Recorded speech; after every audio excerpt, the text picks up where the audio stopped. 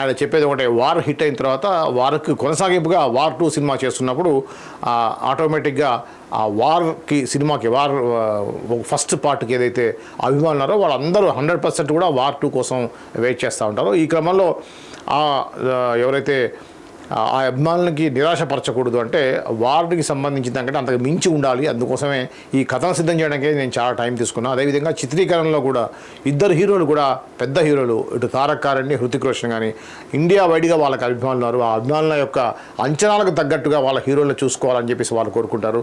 అదేవిధంగా ఏమాత్రం తగ్గకుండా వాళ్ళ ఇమేజ్ని కానివ్వండి, ఆ యొక్క సన్నివేశాల్లో ఆ వార్ సీక్వెన్స్ కానీ, ఇద్దరి యొక్క ప్రియారిటీ, ఇద్దరు పాల్గొన్నటువంటి యాక్షన్ సీన్స్ అద్భుతంగా వచ్చాయని, ఇది ఖచ్చితంగా ఇండియన్ ఫిలిం గర్వించదగ్గ సినిమా అవుతుందని చెప్పేసి ఆయాత్ ముఖర్జీ నిన్న పాత్రికేయ సమావేశంలో ఆయన యొక్క అభిప్రాయాన్ని పంచుకున్నారు. ఇది వార్ 2 సంబంధించిన అప్డేట్స్.